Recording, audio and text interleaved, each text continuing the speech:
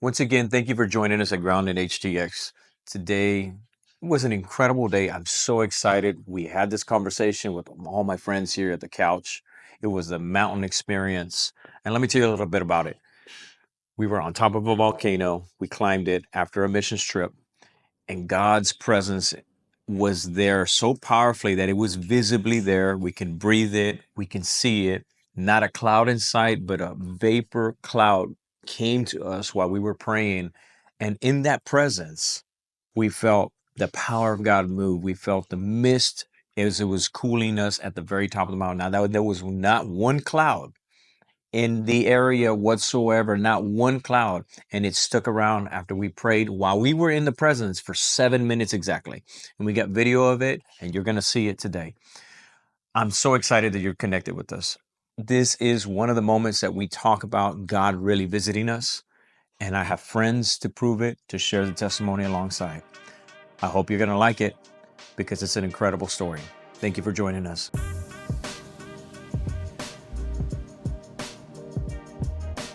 So today is an awesome day. I got some friends that are sitting on my couch. We're having a great time. We're going to have a great conversation, and we're going to get right into it. With me, I got Pastor Steve Miller. I got Mark Gatorman. I got Eli Rivera. I got Mike Davenport, and we got Desmond Flores. And we're just going to dive right into it. We're going to talk about an experience that we had. It was incredible, a missions trip, and we're going to go start off by even talking about the details of what God has done in our lives since then. And without further ado, Pastor Steve, take it away. Man, it's exciting to have the band back together. Yeah. So this trip was in November of 21. That's right. And we had all of us went, and a couple more guys that weren't able to make it tonight.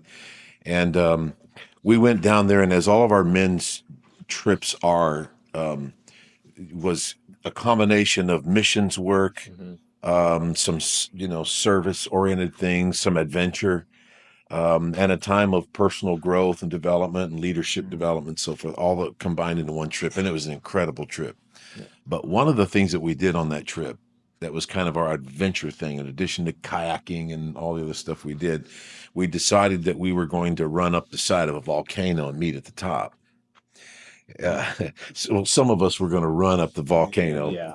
The rest of us were going to try to walk up the side of the volcano. But anyway, we get to the top, most of us, and Desmond, who will tell you his story in a few moments, Desmond was struggling at the time. And I think we were all at the top, and he was barely reaching the halfway point. And we said, I think you and I said it to each other, Yeah, Dan. I said, listen, guys, I don't care if it takes him an hour to get up here or an hour and a half. When Desmond gets to the top, let's go over the top celebrating him. Yeah. Right. And Absolutely. we didn't know what all this was, what it amounted to in his personal journey as well, but it was meaning something to everybody. But so we get up there. Desmond finally makes it to the top, and there's a lot of, high five and celebration, some tears. And together we come together and we said, let's make this mountain mean something. Absolutely. For all of us. It was a great And we're experience. standing at the top of this mountain, and we gather in a circle and we start praying. There's not a cloud in the sky. I think you'll see it on a video or at least a picture Yeah, there. we'll put it down there. Not a cloud in the sky. Nothing. And I don't mean it slowly blew in. Instantaneously, while we were praying there together on top of that mountain, this cloud, this misty cloud, just settled on. It appeared, settled on us for 7 minutes. 7 minutes. And just as quickly as it appeared, it disappeared. And it's amazing in a few short moments how dramatic the trajectory of life can be adjusted. Mm-hmm. And I think it was for everybody in one way or another. Mm-hmm. And so that's what I'm excited to hear, everybody's stories. It's been a couple of years since then. So yeah, incredible story. Why did we go, man? I'll pass the microphone, but why did we go? Our invitation, as Pastor Steve was telling us, before we get to the mountain, we decided that we're going to go make some shoes for several children that had no shoes in the rural areas of Baja California, Mexico. And here we are, the experience of us being there, making shoes with Daryl Conley, which we'll put them in the link down below with My Project 360. You got to get plugged in on that. And we're making these shoes, the design, and we're washing kids' feet. Do you remember that experience? Absolutely. Yeah. So we're washing these kids' feet, and most of these kids don't even have running water. I don't remember seeing any of their homes having running water. A lot of them had outhouses. And we're there for a purpose to give them new shoes and to clean their feet. But God is doing way more in our lives Right. that He did for that we're doing for them. So I want maybe we can tap into a little bit of that. I'm gonna pass the microphone over, and then we'll all get a chance to kind of share a little bit of what God, what you felt by doing that, and then we'll get to the precipice of the actual mountain experience. We'll go that way. All right. Yeah, I guess for me in that thought process, and what the mission meant for me, mind you, I've been at the time I had been practicing as a Christian for over 10 years, and my heart was to go to a missions trip. And I remember having to wait, and it really struck me just having to wait. But God called me to wait, and things were not in my favor to go on the mission trip. So when we did decide to go on this mission trip, and one thing to mention is it actually got delayed. And I remember the time it got delayed, I was very upset because we were supposed to go the next week, and Pastor Steve just told us, "Hey, it's being delayed." And I was in South Padre Island with my family, and I was upset. I was like, "Man, I had plans to go. Guess what? I got COVID that day. I got COVID. Ended up having it for a couple of good weeks, maybe 3 weeks, and sure enough, that was part of God's plans. He needed to show us it. And so when we did go, decide to go on the mission trip, it was mind blowing. We all have experiences. God touched us all, very particular in particular moments, in particular ways that we needed to be moved. So That's awesome. Yeah. What would you like to share on that, Mike?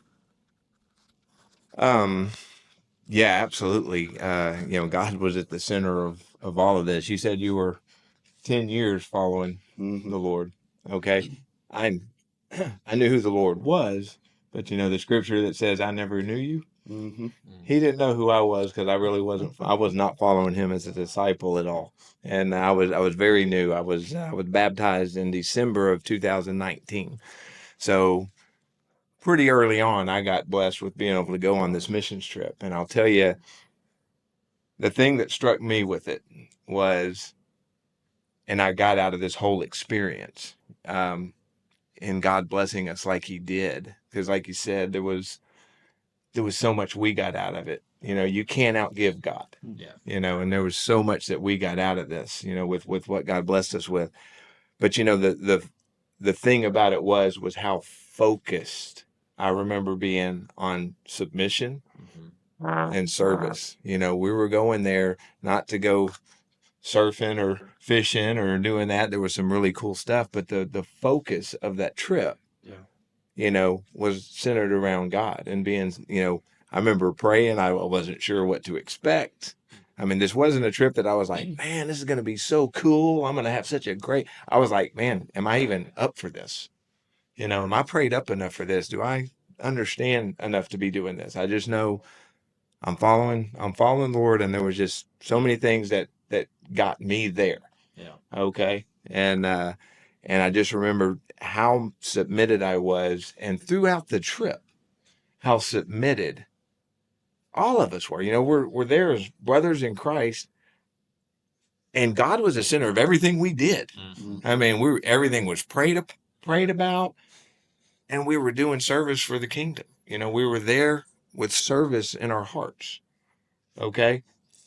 And I think, you think about I was thinking about this when we decided we were going to discuss everything that happened, and where where we've been, and what's happened in that time. I mean, we're just coming out of all this storm and everything. And me personally, we've had, I've had 2 floods in my house, a tornado, and a lot of things that had been a lot of adversity.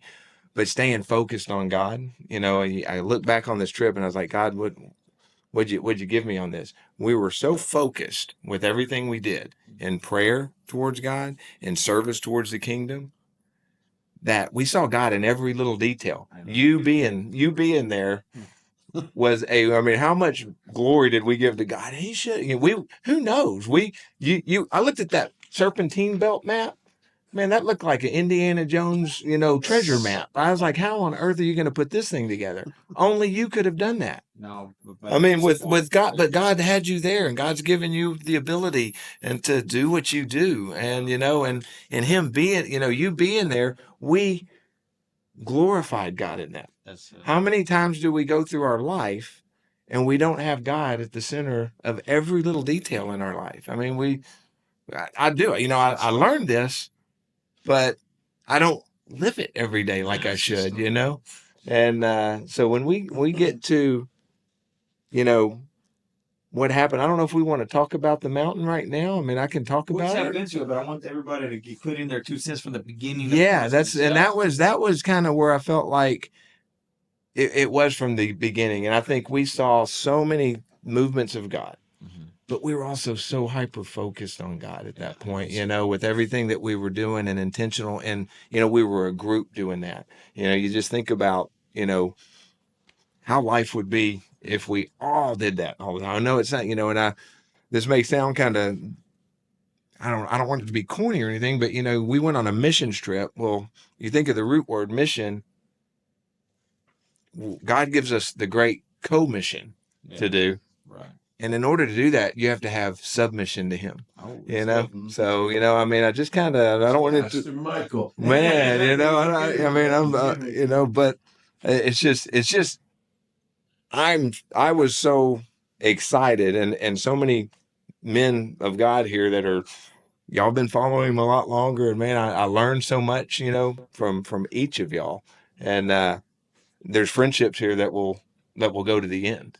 Oh, I mean, we know that, and there's a bond, and so that's what I got, and we'll talk about the mountain. We'll talk the mountain in a little bit. Let's go pass out over here. I've been, I guess, going to church for a number of years, and I'll never forget. My biggest blessing was always going down to the altar and praying for somebody else, not me. And so I got invited to go on this mission trip, and I was like, okay, never been on a mission trip ever. And I said, okay, I'm excited about this. And so I went on the mission trip, and of course, we can't talk to the kids because I don't speak Spanish. You do, Danny. I don't. But there's something that we all have. It's a smile. Come on, everybody give me a smile. That's true. That's one thing we can do is we can smile, and they understand that. These kids understand that. So to go there and to see kids that have nothing, they're happy. Kids that have nothing. They either have hand-me-down shoes that don't fit them, and when we would go out there and washing their feet, they're like, okay, washing their feet and putting new shoes on their feet. For me, it's, now it's just different because God's rewired this brain because I always want to think about someone else because I know when you help the less fortunate, okay, it doesn't have to be money. You just reach out and show them you care about them. It's amazing what God will do for you. So I just, I've been back several times and I love it to see these kids that are just so happy to see you there and giving hugs and doing something for them because they don't have anybody to do anything but mom and dad and give them hand-me-down shoes that don't fit them. They're 4 sizes too big. But when you do that and give them a brand new pair of shoes and you've washed their feet. It does something to you. It does. And I just, I appreciate it. Love it, man. That's good stuff, man. Man, every single one of us has a testimony of this event, and I'm sitting here. I'm looking at each one of our professions. We had 2 firefighters go. We had a chiropractor go. We had a mechanic go. A pastor go. A businessman, energy, a police officer go on this trip. And we take that experience back to our professions, back to our families, and our families can see that change in us.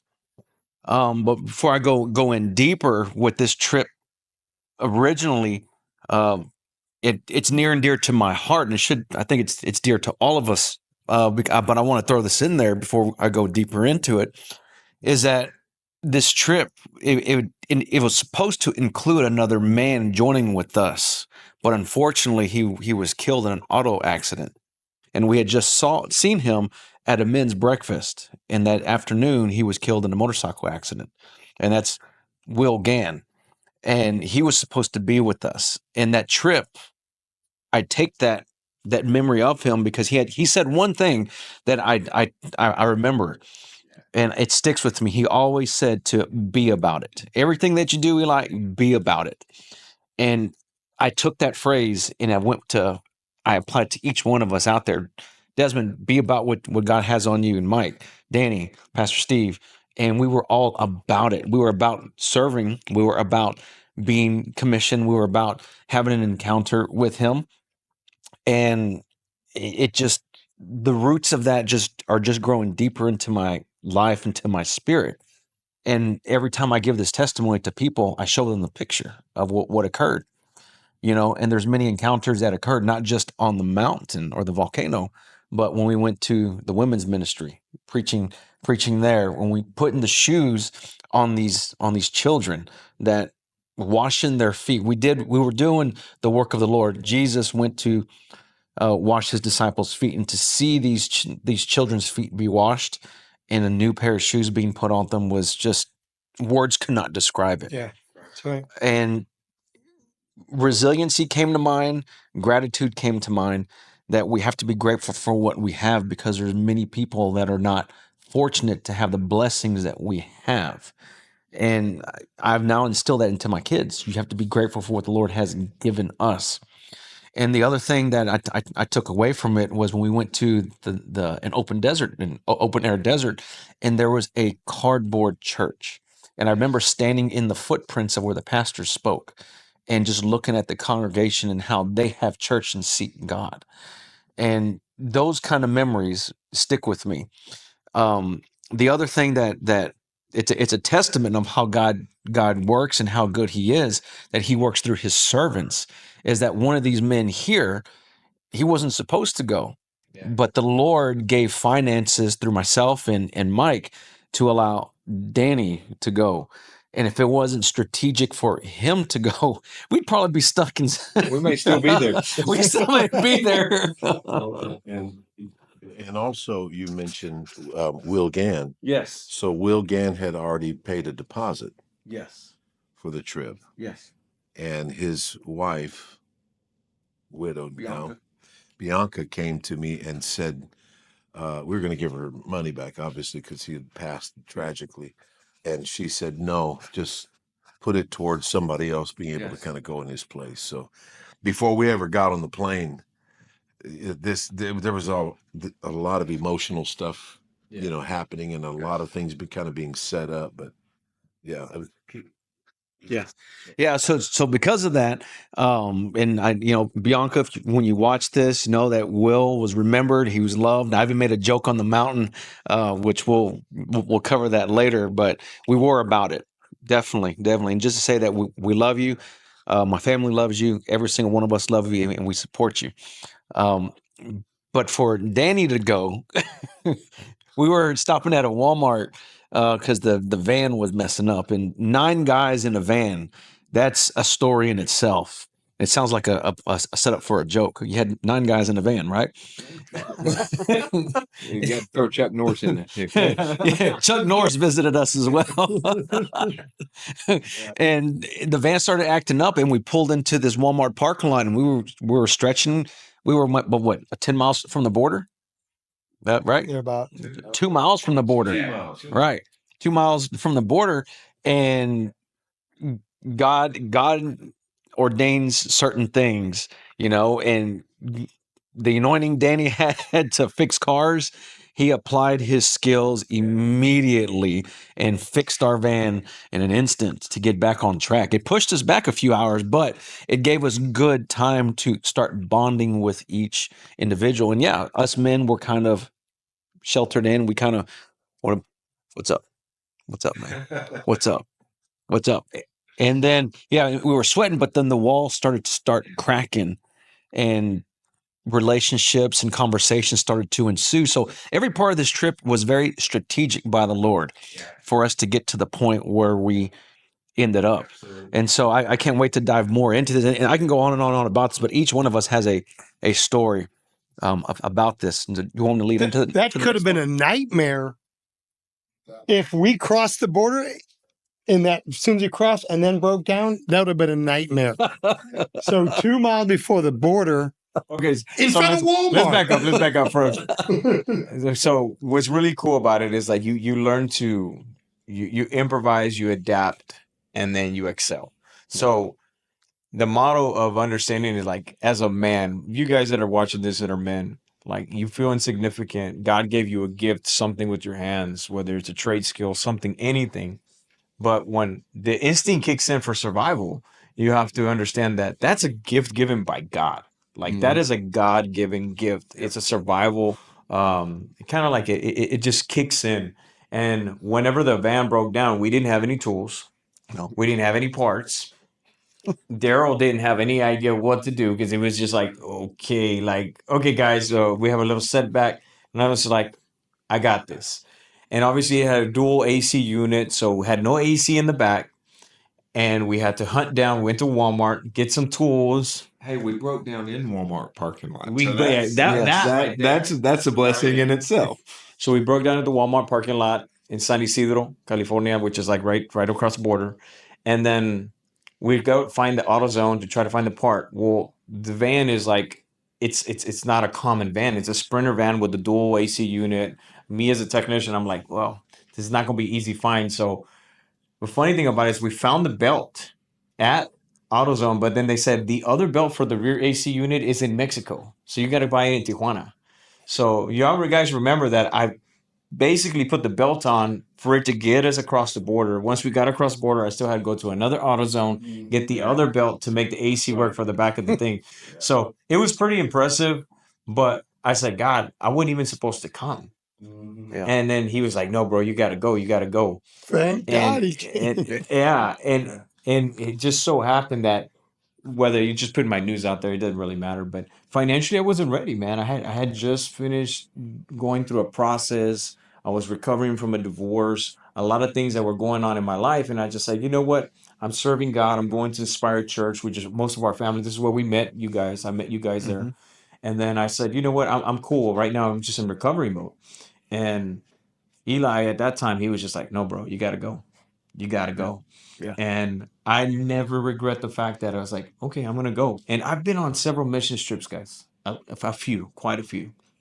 Because I've been, it doesn't matter. Most people have a little bit more time in ministry, but I've been on several mission trips. But this is the one that made a trajectory of change in my life to the very present. And now we have friendships for life. Yeah. We have connections for life because of what God had done on that mountain. But it all started with the journey to get there, get into Mexico, and then the process of getting to know each other in a very close quarters, sleeping on top of each other in bunks, very close quarters, right?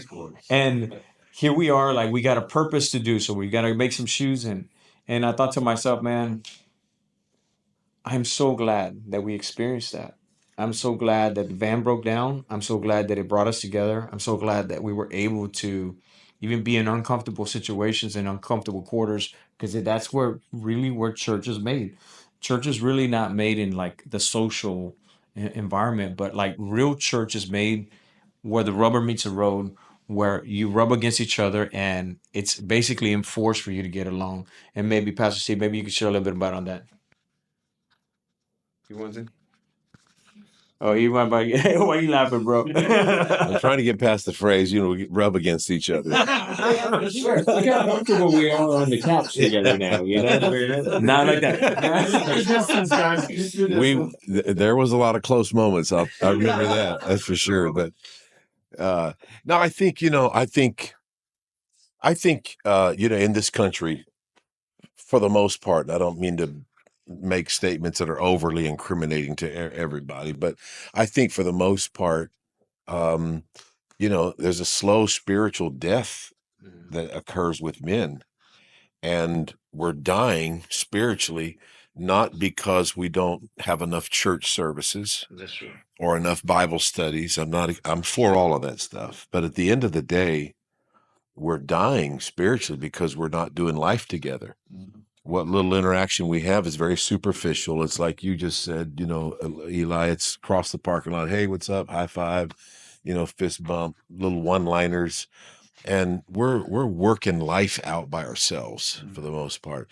But when God said it's not good for man to be alone, we always think that is exclusive to, marital intimacy. It does involve that, but it is more than that. Because the fact of the matter is it is not good for men to be alone, period. And so this trip, I could tell, there was so many comical, awkward moments that we flipped them very quickly, and it became like, one-liner kind of things that we ran with for the whole trip. And it's a trip where, however many guys, was it 11 guys total? 11 guys.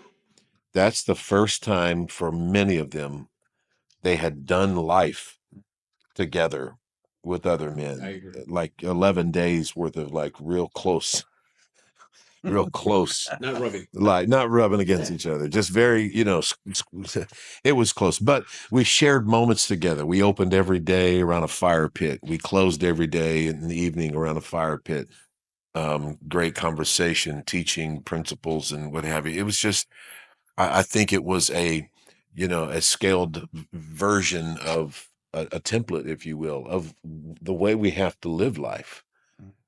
So Can I elaborate Sure. a little bit with it on what you're saying? I think you're 100% correct on the idea of men and how we approach worship and how we approach following Christ. And a lot of that can be difficult in the church because we're called to go and sit and we'll worship. And a lot of times music is a little bit of a lovey-dovey. That's not our natural state of being. Although I do it passionately, and I'm sure these guys do as well. But after that worship, then we have to sit down and listen to someone speak. And most men are not like that. Most men want to work with our hands, and I think particularly that's what this missions trip did. And very particular with the missions trip. I've never been on a mission trip before. I went there, but one thing I noticed was that we were all working together. There wasn't somebody trying to lead. I've been a guy. I've been following Christ for so long, and that's I should be the one heading being the tip of the spear. No, it wasn't like that. We were all. I remember one of the times when we were giving shoes to the kids. One of the guys called for socks, and the other one tossed it, and he caught it like that, and he just went working. And that's how we were. That's how we were working. We were working with our hands, and we were moving in one unit, synergy. And that's pretty much what we were doing throughout the whole time. We're working with our hands. We were learning from each other and learning to be obedient with what God had called us to do on that trip. Say something on that. Yeah, that was exactly. And we talked about, it was a small group of 11 getting there. I something God gave me in His Word, a few months ago. When He called, when He had the sermon, when He had the 5,000 men all together. Now we know there was more than just the 5,000 men, probably 10,000 people, counting everybody. But there was two things that He required of that group for that miracle of feeding with the 5 loaves and 2 fish. There was two things He required. One, He command the disciples were told to command the crowd to sit, so they had to come under submission. And then he told them to split up into groups of 50. He told them that when you're talking about the corporate worship and the corporate, and that's good, and we need that. But these smaller groups, when you do, I mean, I think there was a reason Jesus had them split up. The body, the miracle could not occur until those requirements were met. And I just look at some of that with when we take these small groups. You think about how the church started. It was the small groups in the houses, and again, I mean the bigger groups are corporate work. That's great, that's awesome. But doing life together, doing these things, and again with God, God was the center of everything on that trip. And I've, living my life not for the Lord for such a long time, I've gone on a lot of different trips. Okay. But I promise you this, God wasn't the center of those trips. And there was, okay. And I mean, that's just is what it is. Not bragging about it. It's just, it is what it is, but when you're following Christ and you're doing that, that was, what he blessed us with at the end of that, I mean, that's what we're here talking about today. That's why this is such an incredible, discussion. Yeah. Yeah, it's a good points that we all made, but what I see is the before the trip, and then now look at us after this trip. And with that said, one of the most intimate moments that I had with every single one of y'all was around the fire pit. Because of that had inspired me to put a fire pit in my backyard, to have those intimate moments with the Lord. The conversations, the real raw conversations that us men are afraid to have, because afraid of being judged and afraid of being looked down upon. Like, really, man, you're not a man then. And see, that's a fear that many men have, is that we're so enclosed. But it's something around the fire pit that we had. And this is after, of course, we went to go serve the children and serve the communities and whatnot. But when we had that alone time with just us men, and then having the alone time with the Lord, you could feel the Holy Ghost around that fire pit, just ministering to each one of us. And I know around that fire pit, there's some breakthroughs that occurred. And I mean, there's men here that have testimonies. If they feel led to share, then so be it, because that could set someone free. But it was something around that fire pit that it just drew me to the fire. And that fire, it's there to get instilled and burned in us even brighter. And I feel that when we came back from those nights around the fire pit, that I can feel that fire just continuing to grow. You want to touch on that, any fire pit? Mike? Desmond? I can say something really quick. One thing that Pastor Steve gave me a small testimony. I don't think I've ever told anybody, including you. I haven't ever brought it back up, but one thing for us to know is part of it is our purpose and our gifts. And I never really realized it until Pastor Steve told me during one of those nights. And everybody had already went to bed, and me and him were pretty much the last ones. And he sat there and he told me, and it resonated with me. And this is one of those things that we have to do. This is one of those things where when you're amongst men, we sharpen each other, right? As the saying goes. Pastor Steve told me, whenever I'm around, people get this sense of safety of, hey, everything is going to be all right. And it resonated with me. And it was like a light bulb. It's like a eureka moment. You know what? He's right. And sometimes it takes a brother telling you this for you to truly understand. That's good stuff. Yeah, that is true. I mean, because those are insecurities. I know for me personally, I had insecurities that I threw into that fire that I didn't want to bring back.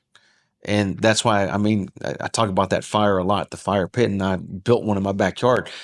Any troubles I have, I throw in the fire, because when that symbolizes that you're giving it to God and He's dealing with it and letting it burn up, right? So that's a symbol. I'm not saying I worship the fire, no, but it's a symbol that He's there. He's an ever-consuming fire, to burn up the things, and things are going to be okay. Things that are not. And things that are not, yes. That's right. And so, and Do you dance around the fire? I do not dance around the fire. No, Okay, okay. I don't do that. Next level. That's the next level. You'll get there. You'll get there. But, yeah, but Pastor Steve was, again, very instrumental, and the Lord brought him into my life personally, and invited me on this trip. Will and I, we had just gotten back from Clint Brown's church, and Will and I, we drove down there while he flew, but we were carrying his book product for a men's conference, and we drove back, and we were talking about the missions trip, and I was like, oh, it'd be cool to go. Cool, no problem. But this man, Pastor Steve, he saw something in me that I didn't see, and that missions trip brought it out. That's what we're going to go into. The ministry portion of it, and this pastor here, Pastor Steve, he's instrumental in each one of our lives, and he's seen strategic things in each one of us that God used him to activate in us. And I have to say thank you for being obedient to what God laid upon you, because I would not be sitting here talking about this. I wouldn't be in ministry where I'm in right now if it wasn't for you. So I'd like thank to you. I'd like to touch one thing on that too. I mean, Pastor Steve, you really were a mentor for me. I mean, coming into it, because I mean, I early on, the first men's class I ever went to, your class, and there's a lot of things you did for me that you probably don't even know that you did for me. Okay, and I mean that from the bottom of my heart. And something you did on that trip, I'm going to tell you. No, I'm not getting teary-eyed. Hey, there ain't no. Hey, listen. There's no crying. There's no crying in discussion. No. The sun is in his eye. Yeah. It's bright in here. Yeah. No. But I will say this. This is kind of funny. Whenever we first got in the van, so we're picking. In fact, I think we were picking Eli and you up at the hotel. Yeah. No, wait. Yeah, y'all had to stay at the hotel. So yeah, the flight came in late. So we pull up, and I'm sitting there already a little bit, okay, this is a mission trip. What's to expect? I'm just going to be prayed up. I'm following you, Lord. I love you, Lord. And then Steve busts out, okay, I'm going to call on y'all at any given time, and you're going to stand up. And I was like, what? So, I mean, some of the things I have, I enjoy talking one-on-one, and I'm a chiropractor, and I give, I'm fine with giving speeches and stuff to a group of people that need their help. But in this arena, starting off, I was very, very insecure. I was very, very, I mean, insecure is probably the best word for it. And you just stepped up and said, hey, look, I'm going to call on you, and you just be ready to go. And I was like, oh no. But that really did kind of kick me in the pants to get things going. And that was something I'll never forget it. That was right at the beginning of the trip. So I don't know if you remember that, but yeah, I do. It was very intentional. But to clarify, I did fly, but they flew me. This just so everybody knows. I didn't leave my guys stranded to have to drive. I got flown to do this event, and they were so gracious to drive. How many hours was that? You guys drove like 16 hours. Wow. Thank you, man. Such dedicated guys. But not just for me responding to that, but I think that's one of the things that we wanted to achieve in that trip, as we do all of the events and the trips we take, is create moments for guys. If first of all, you have to kind of disrupt their rhythm. You got to get them out of their norm. Most people don't wake up when there's money in the bank, life is good, bills are paid, everything's great, and decide, I need to radically change my life. They don't do that. They're either in crisis mode, survival some mode. kind of catastrophe has driven them, to get desperate, or you get them out of their environment, out of their rhythm, and expose them to things that are out of their comfort zone and what have you. Exactly. So that's what we strive to do in all these things. And I'm going to tell you, man, all of you guys, I think we did do that. We called on everybody spontaneously at some point, whether we're in a rehab shelter, and it's like, hey, you got 10 minutes. You're going to say something to these guys. And it worked. So the second half of that was the hope that as you took advantage of and stepped into a moment, feeling ill-prepared, ill-equipped for it, not ready for it, but you stepped into it, and it changed not only your life, it did something for the people you spoke to. I wanted guys to come off that trip being moment makers for other people in That's their right. lives, because it doesn't take a lot. It doesn't, you can change the order, the trajectory of a man's life in a moment. Yeah. And that moment is intentional most of the times. And sometimes, very few times, it's accidental. But it takes somebody else's intention to be there. Now we'll go to the mountain experience. So we're there, we're doing live, and I'm gonna let you talk about it because you have one of the greatest testimonies that God prepared us for. We'll get there, Mark. But we're there. We're doing our mission with the kids. We're washing their feet. We're putting shoes on their feet. We're doing life together. We're breaking bread. We're going all the way down the highway, all the way to Vicente Guerrero, and then from there we start seeing poverty. One of the best memories I have is when you decided to play soccer with these kids in the middle of a desert field. Now their houses are made out of cardboard and wood. Pallets. Old pallets are their walls. They have outhouses. They don't have running water. But the kids were at joy just to play kickball. Kickball, yeah. Y'all remember playing kickball with them? And Cardboard church. in the cardboard church, that's where we found the Still icing cardboard. my hamstrings from that. Yeah.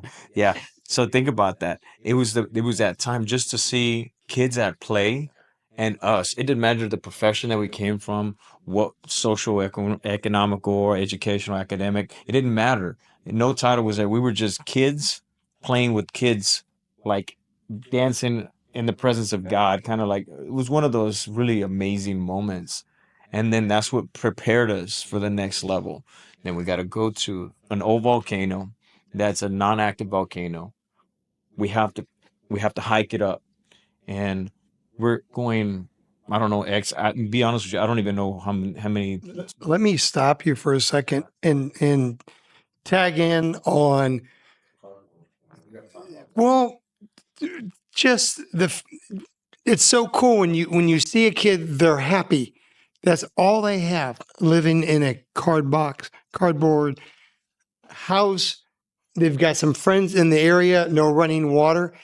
When you see this group and a few more show up, and whatever we can do to be a part of their life, they were just ecstatic. And for me, it does something to me, even right now. Just it's crazy. I mean, right now, I'll do just last week, there's this coffee shop that I go to, and I just felt like I never carry cash. I always have a card, but I said, Mark, you've got to go to Wells, get some cash, because, if you're in a city, you got a valet. Yeah.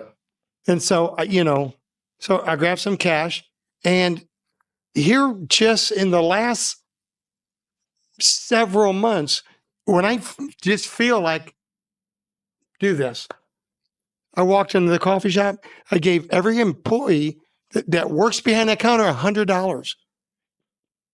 Wow. Donnie, let me tell you a story about Donnie. You feel anything about doing that tonight? I don't, but Donnie is you can tell Donnie has no money. He's getting ready to leave. And the reason I'm bringing this up is because I really feel from this trip that when you help somebody that doesn't expect it, but you just do something, kindness, play soccer, whatever it is, wash their feet. Donnie works at Duo Coffee Shop at Shepherd and Westheimer. And I got a coffee. It's now one of our customers. I've got all of his locations. And Donnie's getting ready to get on a skateboard. I'm like, Donnie, where are you going? He goes, I work downtown. I work at this comedy club. This is my other job. I said, so you're going to go from here to downtown? He said, yes. Okay. would you mind if I drove you down there? Why would you drive me? I got a skateboard because I want to hang out with you for a little bit. I want to hang out with you, Donnie. Is that all right? And I just gave him $100 and the other two girls back there. And he said, sure. It was amazing because he didn't expect that. And he was just so thankful. So be in the moment, be intentional, and be obedient whenever God puts something in your heart. That's what you take from this. After this trip, always be intentional and be obedient. When God tells you to do something, be obedient is what you're saying. That's exactly. You're right. You may not always feel it. Right. You may quench it and say, no, right now, you want me to do that? Yeah, that's true. Can I tell you something? I'm going to get real. Okay. I've had some health issues, right? Right now, I'm having a focal seizure as I speak right now. Okay. No, I haven't covered my health issues, but I'm having a focal seizure right now as I speak. It's okay. But anyway, being intentional. Thank you, Danny. I just felt like God impressed on me to do something for these people that make $8 an hour, probably working at a coffee shop. And it's just amazing when you just reach out and just help somebody like we've all done. We've all, went over to Mexico and just given what we have, which is just love, which is I want to impact this kid. Play soccer. We were talking about playing soccer. It didn't matter what we did. Right, Michael? It didn't matter what we did. The fact that we were just hanging with these kids from probably 8 years up to probably 14, just run around playing soccer. That changed me. Knowing that here in the US, kids were like, yeah, whatever. But over there, we all were intentional saying, I want to just be in your life for an hour or two, whatever it was. And I guarantee you one thing, just the impression that they left on our life, I guarantee you we left an impression on their lives. Because that was the purpose. We go and we do what God has called us to do. And we feel that, I took so much from it because I came back. I remember that time when you guys were out there running around with the ball. I had to go around the corner of the van and I cried because it took me to a place where I was just like, this is what it's all about. It just takes time to pause, and this is what it's all about. Danny, real men cry. Oh, I just need to let you know that. oh yeah, I know. Real men cry. He doesn't cry, but He doesn't have tear ducts. I cry. Okay. You cry. No, but thank you. Yeah. Thank you. Well, here's the thing. Chuck Norris cries, I know. I don't think he does. but his tears are too scared to show themselves. Yeah. Okay. Now we're gonna start with Chuck Norris jokes. We got plenty of Chuck Norris jokes. Well, you got them all laughing. Good job, Michael. Yeah. I think because that's always, I think you and I had a conversation about it at the fire. We said you can create these dynamic experiences for guys, and it's, I don't want to sound flippant with this, but it's, put a little thought into it, and it's not that difficult to create an environment where guys are going to have a great experience and come home talking about it.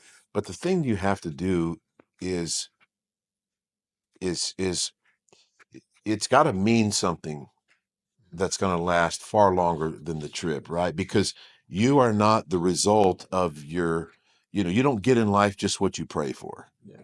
You don't get in life what you dream for, and your life is the result of your patterns. Patterns produce outcomes. That's true. Period. And so, one of the things I was so excited about over the the months and months since that trip, a couple of years now, is that there's so many things that the guys that went with us are doing different. Yeah. afterwards. It wasn't just a great experience, because every man at some point is going to have, a memorable experience on a family vacation or something. But everything we encounter in life, it's got to filter through this, this self-reflection kind of thought process. Like, are there things that I'm doing that I need to change, and so forth. And I think a lot of the guys, well, I think just about everybody did. There's at least a thing or two More than a thing. in their life that they say, I was not doing this before that trip, or and I've started doing it, or there's other things that I used to do up to that trip. I stopped doing them after the trip. You changed patterns, because if you want different outcomes in your life, you have to change patterns. You have to change patterns. And it's okay to do it around people that are, men that are broken trying to figure it out. Because we're all there. Because we're all there, right? So now here we are. We finished doing what God has called us to do. We played soccer with the kids. We break bread together. We bunk in the same little cottage shack and do the fire experience at the night. We wake up at 5:30, pray together. We do it all. Now it's time to go to the mountaintop. So the hike up to that mountain, several thousand feet above sea level. You could see the ocean, the Pacific Ocean to the right, not a cloud in sight. And none of us have hiking boots, by the way. For some reason, we had no idea. I mean, I think I was wearing Converse. We had tennis shoes. It was not the most ideal way. So I hope I don't remember anybody wearing sandals, but I just remember that it was a tough hike to the top, right? And that's when we'll dive into your testimony and what we had the experience there. So we get to the mountaintop, and it was effort. It was an effort out of everybody. I don't care in the condition. I you were fantastic because you're a triathlon runner, but you get to the top. I mean, you beat us. You ran up there, and everybody else is going through the process. And as Pastor Steve said, he looks at me and he tells me, "We're gonna wait. We're not gonna do this without Desmond." And I'm gonna not put him on the spot, but because that's part of the testimony of his journey, that God met him at that mountaintop. So we're waiting for him, and he's struggling, and he gets up there, but he gets there, and we celebrate his sacrifice to get to the very top. And I remember that you can tell this, but I remember, but you were in tears because of what God had given you, the victory on that mountaintop. And as we're experiencing that victory with you, we don't have no idea what you're wrestling with and what you're actually overcoming by being at the top of the mountain. And then I want you to share that. Yeah. And then you'll see a video that we're going to share in the link, that where the actual, like a cloud, a mist, and his presence was with us for 7 minutes. And then we feel the Holy Ghost. But tell us about what you were going through. Yeah, so there's about there's two photos and there's one video. And so I'll narrate a little bit on the first photo. The first photo has a beach seat, and it's a picture of where we started our walk. And in the way far off distance is the mountain, is the volcano. And the walk consisted of, I want to say it was at least a mile and a half. It was probably about 2 miles on an incline in sand. And for me particularly, I had regular shoes on and I was carrying a laptop backpack. And I'm talking about one for like a 20-inch laptop. So I was carrying a big one on top of it all. And I was probably about 80 pounds heavier than where I am now. And a little preface before this, couple of months prior to this, and it holds a part of my testimony. There was a lady that I do not know, that I haven't seen since, who heard me worshiping. She was sitting a couple of rows in front of me, and she turned around after, in the middle of service, came up to me and started prophesying over me. And one of the things that she mentioned very particular was, God sees me, God hears me, and God wants me to continue to move, to not stop, to keep moving, keep pushing, keep pushing. And her words at the time didn't mean, I had no idea what it meant. But when we started on that trip, on that walk to the top of the volcano, we started at that seat, and along the trail, I was already tired before we got to the to the bottom of the mountain.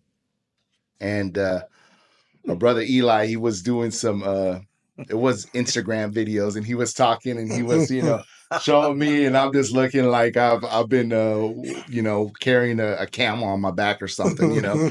So I was dog tired already, and I remember they all took off. They were gone. And the only person that was with me eventually was the guide. And the guide was speaking. He was edifying me. He was encouraging me to continue moving up, continue moving up. And what I could tell you is that he was being godly. He was speaking words of affirmation that I felt came from God, to help me to continue pushing up. And the guys were up there, and who knows what they were doing. Maybe they were betting, I don't know, but they were like trying to, wondering how long it was going to take. We had to get the odds. Yeah, they were probably looking at odds, and and all I know is I had to keep walking. I had to keep moving. And Pastor Steve mentioned it once I got to the top. He goes, "You're not a quitter. I knew you were going to make it." And he was right, because I'm not a quitter. And that's something that God gave me, particularly during that mountain climb. And as I was going up, I couldn't help but feel this is a cross that I'm carrying up to the mountain. And when I finally got up there, I mean, you talk about a mountain being moved. That was a mountain that was being moved. My family has always dealt with gluttony, and a lot of people don't consider that a much of a sin. That's probably one of the lower tier sins, but it's still a sin, and it's something that we can idolize food. Very simple, negligible, to the world. And so once I got up there, that mountain had moved, and that was something that God had called me to do, to be obedient, to keep moving, keep moving, keep moving. And I tell you, if you hear him and he tells you to do something, oh man, you better do it. You better keep following. You better move. If he's calling you to move, move, and don't stop. Because once you get to that, he has something glorious for you. And he did for me on that day. And I cried like a baby. I'll tell you what. And yeah, grown men do cry. Yeah. And God, these guys were edifying me too. And so once I got to the top, a cloud appeared. And I sit there and I think, because that cloud appeared once I got to the top, and I had my moment. And and Daryl was sitting there. He was kicking sand or something near the ocean, and he notices this cloud just start coming from the ocean, and he's like, "This is interesting." And he sees it coming towards us, and he's like, "Wow, okay, I need to go grab my camera." And he sees it go up to the mountaintop, and we see it coming, and so we're getting prepared because we know that this is something special. And when he takes his initial picture, the cloud is on top of the mountaintop, and we're up there praying, and what it looks like is a temple on top of the mountain. Mm-hmm. And while we're sitting there praying, we're praying over our family, and we're praying for future generations. And while we're praying, and we didn't do it intentional, but our prayer lasted for 7 minutes. And as soon as we stopped praying, he happened to take the second picture, and it was 7 minutes, and the cloud was gone. And this is something that we could not explain ourselves. Daryl went looking for the radar to see if there was anything, any clouds that were caught on the radar, and there wasn't. And so as we pull this all together, we understood that what we did during that trip was a complete blessing, and we honored God. And God wanted to honor us by showing us how much he loved us on that day. Incredible. 100% true. Man, that's awesome. And I tell you what, I do remember that vividly. In fact, whenever I was going back and kind of thinking about that day, one of the things I said, I felt like you opened the can. You know, you came up there and you were raw, you were real, you were broken, and you gave it to God. And you had brothers in here that were all there for you. You know, I look back on that mountain day. If y'all remember, we started that day. That was our day of rest. No assignments for that day. But we still woke up and started the day off, you know, in complete submission. We had the church service at the little white church.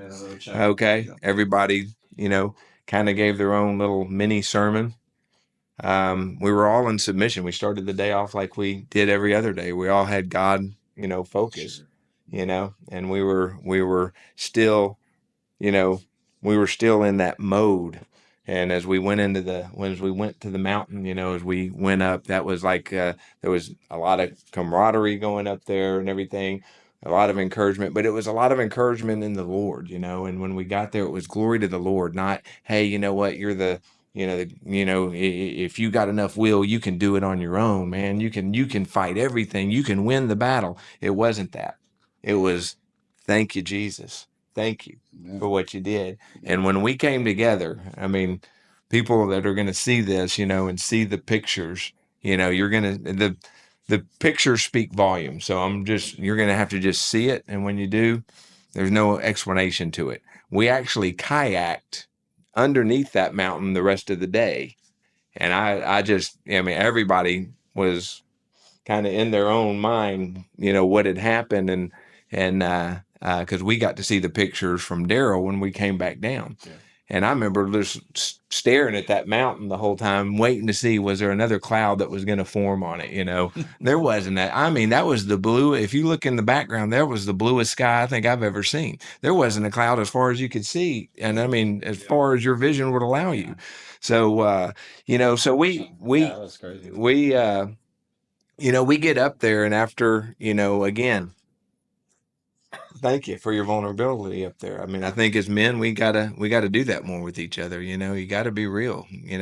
And again, with all that we had been doing for the week, we all knew God's presence was there. There was a lot of prayers we said that week where we knew God's presence was there. Yeah. You feel God's presence in a lot of the prayers we did that week. And we knew the mist was around us, it's like, wow, and we were all commenting, wow, it's great. God's just, look at what a bless. He's right here and he's showing himself to us. But we were on top of the mountain. We didn't have the perspective from the valley where Daryl was. And, one of the things I take from it is like, how often are we either on the mountain or in the valley when God's presence is there in both, that we don't see it from the perspective that we maybe should look from, whether you're on top, whether you're on bottom, because we're going to be in both places, and it's going to happen, as we go on, but again, I feel that day started in submission to God. That day started was still, everything we did was still God centered and God focused. Mm-hmm. We were still in that vein, and with that, I think God, just sometimes likes to show off, and I think he just, was showing off a little bit that day. I remember coming down and Daryl said, oh yeah, he took the pictures. I don't know if y'all remember him. Yeah. I talked to him and he said, he goes, oh yeah, God always shows up on these trips. He's just showing. I remember him saying that, and I was like, man, but like that, or yeah, I mean, it was amazing, and it was life changing, and it was there's moments with God that we have, but then there's understanding what cultivated that moment. And sometimes, if I may, guys, we're not going to have an explanation. Yeah. There's just not going to be an explanation, because what is yet to come from this trip. So from the trip, we're talking about it. And as the pictures behind me of the celebration of my wedding in Puerto Rico, all of you boys were there because of that trip, because of our connection, including Rolando, that's not he. I mean, the other gentlemen that were part of this trip, but like even moving forward, preparing us to go into a different season. So I'd share this, and I'll let Pastor Steve elaborate. In the presence of God is a mountaintop. But if you notice, mountaintops are not places of habitation. You can't live there. So it takes so much to get to Mount Everest. It takes so much to get to Kilimanjaro. There's no oxygen. It's an extremely aggressive environment that it's hard for you to live there. You can visit there at the altitude that it's at, but you cannot live there. You can't stay there because God allows us to do life at the foot of the mountain. Most of our life is done at the valley.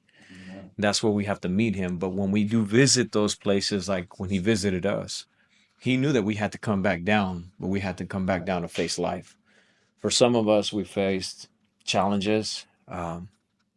Then other things, we got open doors, promotions, uh, business opportunities, marriage, and then ministry, the calling of ministry and anointing for several of us. And we get a call. I mean, a year later, we're in Mexico. We're in San Miguel de Allende again with Rolando, which we met from the trip. We have that connection, so we go and do a trip together, and we get a call, and it's not a call that we wanted to get, and we get a call that, and Mark, my brother right here, is seriously in the hospital with a very serious condition, and all we could do, devastated on a breakfast table, we started to pray. We started to intercede. And I know all of the brothers, when we found this out, it was like, this is the triathlon runner. This is the most healthiest guy. If I can be as healthy and fit as this guy in my 50s, I mean, I'm all right. But the news was so devastating.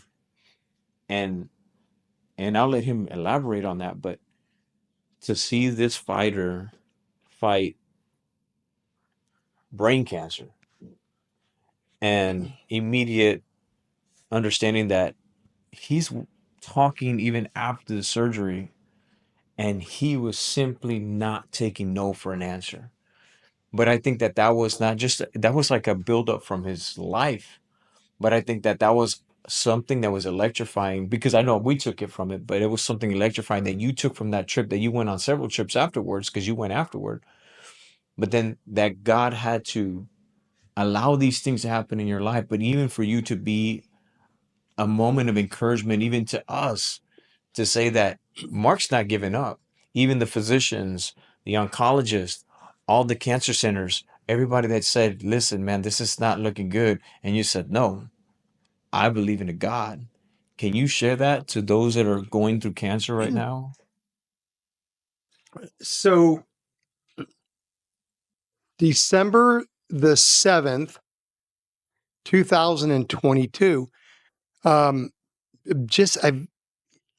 had these weird headaches, not feeling good, and talking to my kids, and they finally, one of my kids says, "Dad, I'm going to take you to the urgent care here in the inside the inner loop of Houston." So we go in, and they're saying, "Well, we think because he had strep a couple weeks ago, maybe it's just side effects." They go, "You don't know my dad. He never gets headaches. He's just, there's something not right." So next thing I know, all my kids show up. I didn't know they were there. My youngest daughter calls all the kids and said, "You guys need to come right now." So they thought I was having a stroke. They weren't sure. Next thing I know, they rushed me in an ambulance on December 7th, 2022 to Memorial Hermann inside the med center. And of course, at this point, I'm out of it. My kids literally said, I, you know, they thought I was going to die.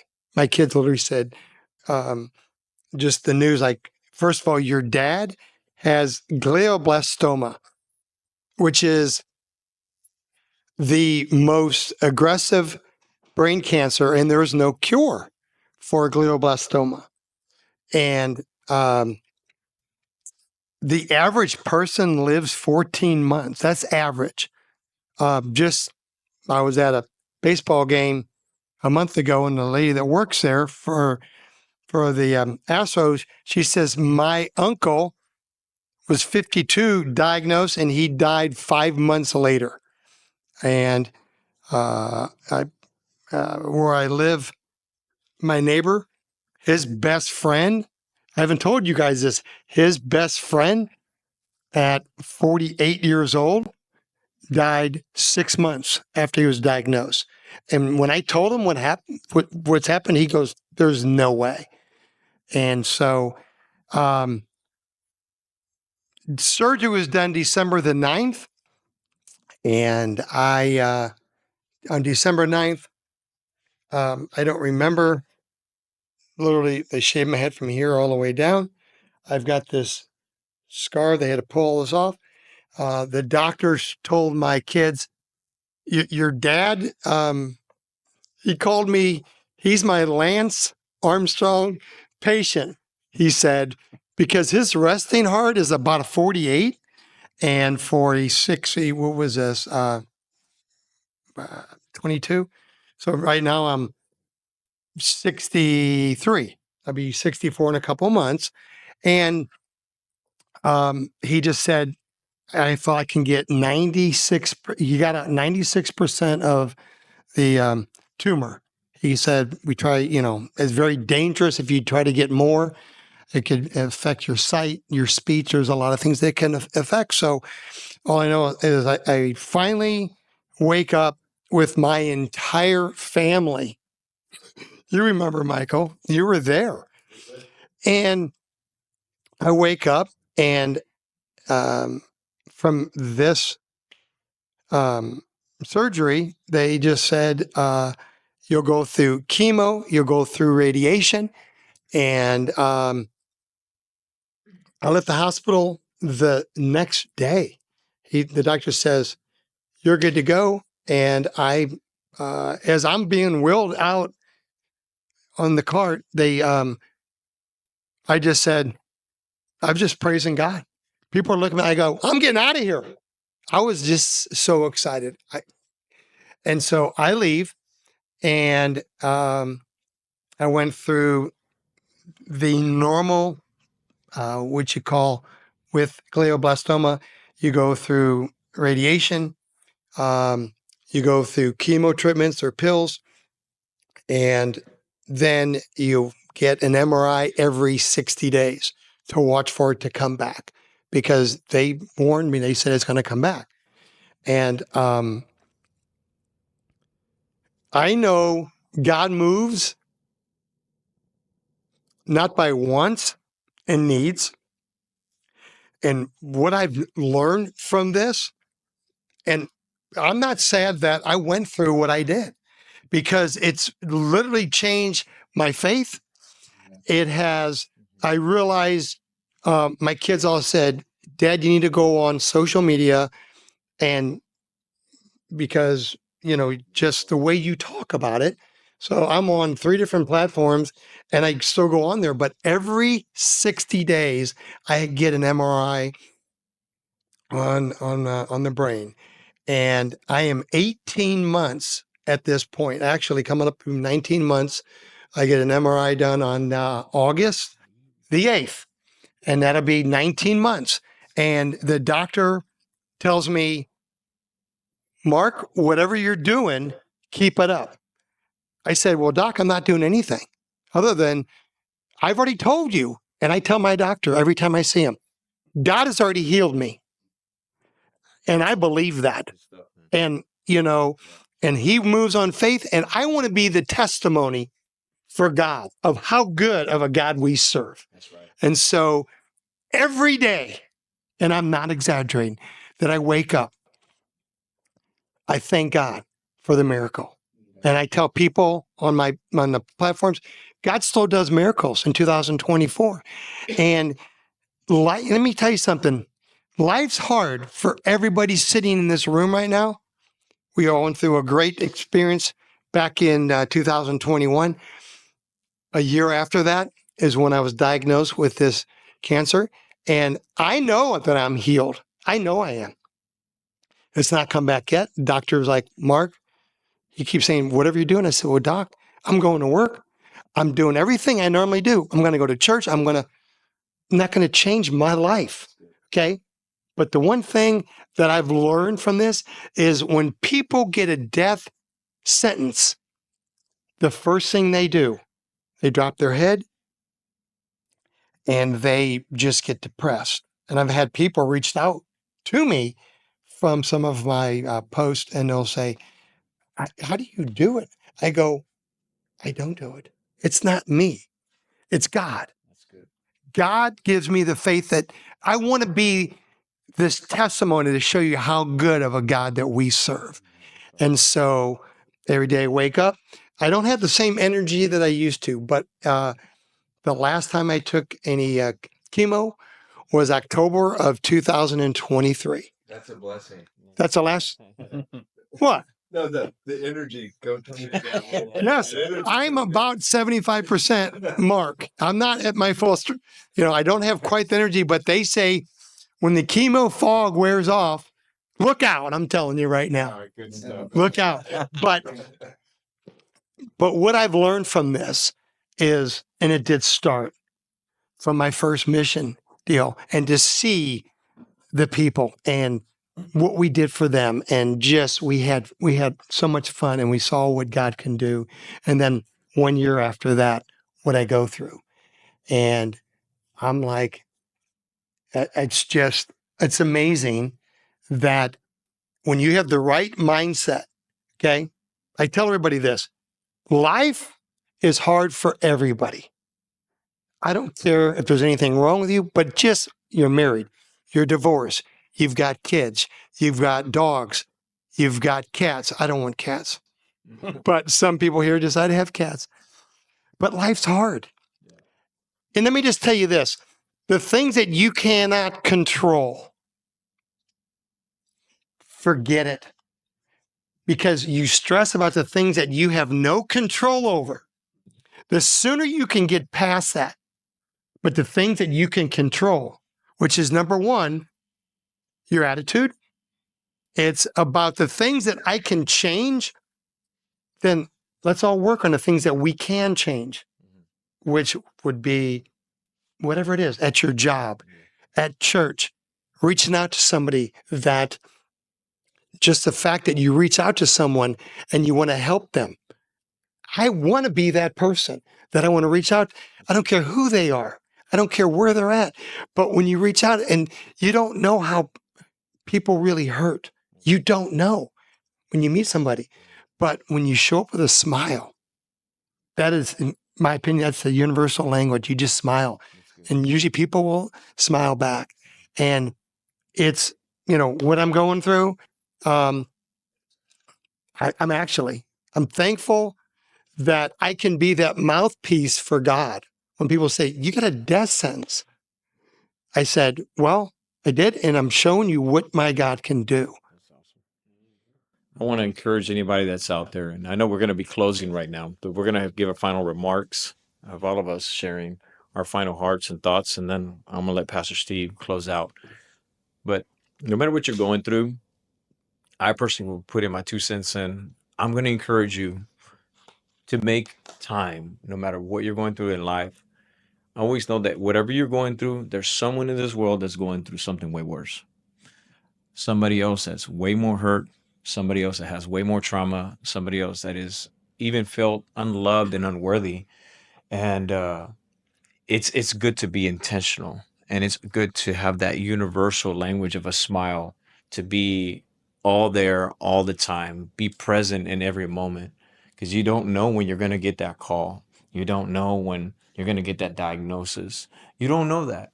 And people will point fingers at, God, is he there? He's not there. I'm telling you, he is there, because even through all of it, you're still here and you're a walking testimony, and you encourage every one of us with your energy, your attitude. You build faith in all of us, including us that have been in ministry for so long. We believe God that much more because of your presence and your intention to speak out because of that testimony. Exactly. So I'm going to let Eli start, and then we'll finish by saying what we have to say. We're going to share all the information for any mission trips in the near future. Again, everything will be in the details below, but go ahead and say whatever you want to tell the crowd right now, those that are watching right now. Yeah, so this trip was just memorable. I mean, I have the picture saved on my phone as a memory that every single one of us were in his physical presence, just like everyone, the 120, they were in the upper room and the Holy Spirit dropped on them and they were transformed. Every single one of us was transformed and all. I know this anointing oil that we bought at a store. Well, I took it up there in his presence, and we actually used this throughout the trip. And many people were set free. Many people were anointed and prayed for. And I still have it. This is just a portion of it. And I can tell you as a testament, this hasn't run out. And I use this when I pray for folks, and the guys have used it as well. It has not run out. And that's just a testament of what God can do when you believe in him and you have faith in him, and he's all existent. But for me and my family, as scripture says, we are going to serve the Lord. We served him before, but now it's more intently. We're more about it than we were before. My wife, she's into intercessory and healing more. The kids, they're having dreams and visions. Why? Because us men, we're intentional and we lead our families into the presence. And it's time for us men to step up to the plate and not cower back. And so I encourage you, step into it, get connected with the men in your church, in your community, and you're going to be definitely changed. Good stuff. Go ahead. Go ahead. Final words. Final words. Come on. Do you find that funny?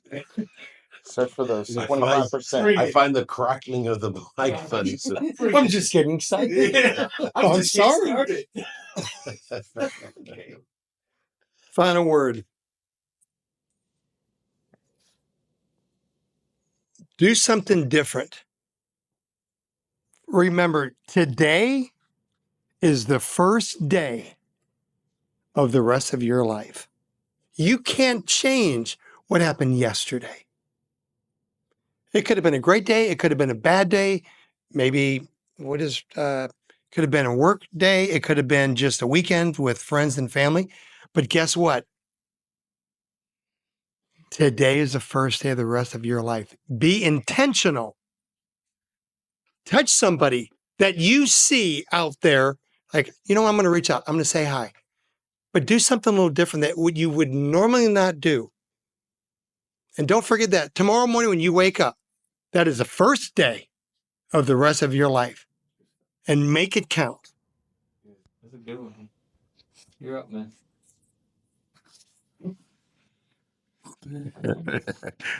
What do I do with my hands? Okay, yeah.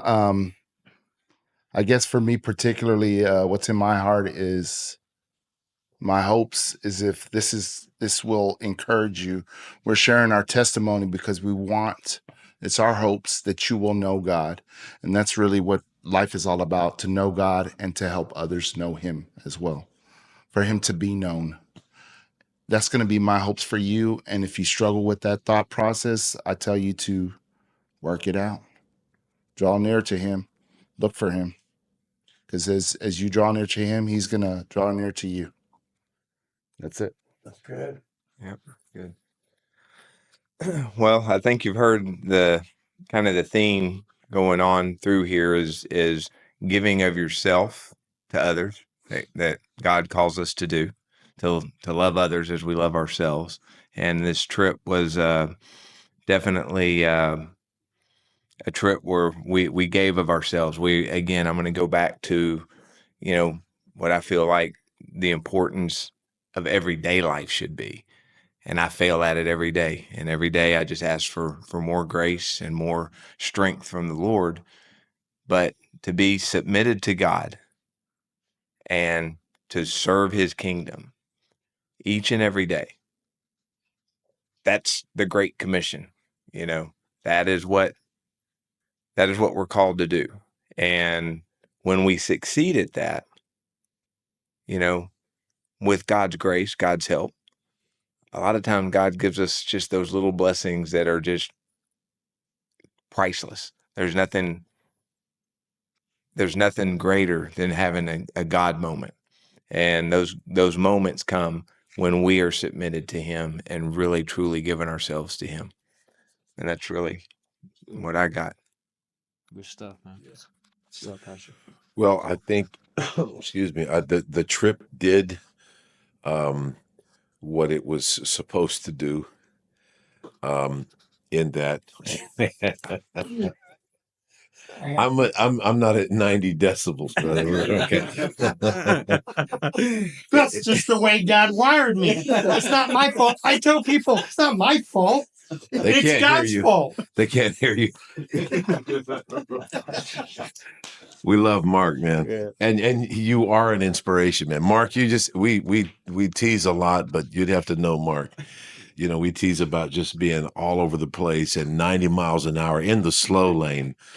But that's part of the testimony of his life. That's who he is. He's so full of energy and life and belief and positivity, all these good things. But the trip did what it was supposed to do, and that is that we try to pull guys out of their element, out of their comfort zone, disrupt their rhythm. And you can't make these spiritual things happen for people. All you can do is put them in a place and in a condition where they will turn their attention to God, and God will always show up at that point. But you can see, all of us guys are different personalities, are wired differently, different things speak to us. We talked a lot about the mountain, obviously, because that was just it was a divine visitation and encounter. But there are different parts of that trip that spoke profoundly to different ones of us, you know what I mean?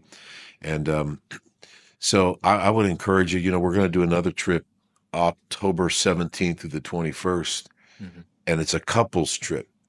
And we have two couples spots left on the trip. So if you're interested in watching this podcast, we'd love to have you come. You can give them the information, the contact, whatever. But I just appreciate the stories. Every encounter, I'll say this, and Danny, you can take it back. Life is you're going to have moments. Crisis will drive you to it. Extreme celebration and seasons of gratitude will drive you to it. Every man's going to have moments with God. You got to get the mileage out of those moments. Yeah. An encounter with God without it making significant transformation in how you do life will turn quickly into a memory. Right? Yeah. And we don't live on memories. No. We live by the word of the Lord. That's right. And so I'm just excited, man. Glad to hear how what you experienced on that trip has you've converted it to conduct and actions, behavior, and you're continuing on. And the best is still ahead of us, man, for all of us. Fantastic. The best is yet to come. I want to thank each and every one of you guys, my friends, lifelong friends. I want to thank you guys for doing life with me. I also want to thank you guys for joining us. This is Grounded HTX. We want to thank you guys for being part of it. If you stuck around to the very end, I want to thank you for just being part of our lives and just allowing us to be part of your lives. We're just talking. We're just real men talking, and we want to let you know you're not alone. And if you're thinking any other things in life, take a moment and step back and just ask God to reveal himself to you. And if in any which way our stories has slightly impacted you, well, praise God for it. But that's what it's all about. But you also have a testimony. So be part of it. Live in the moment, and we'll see you next time.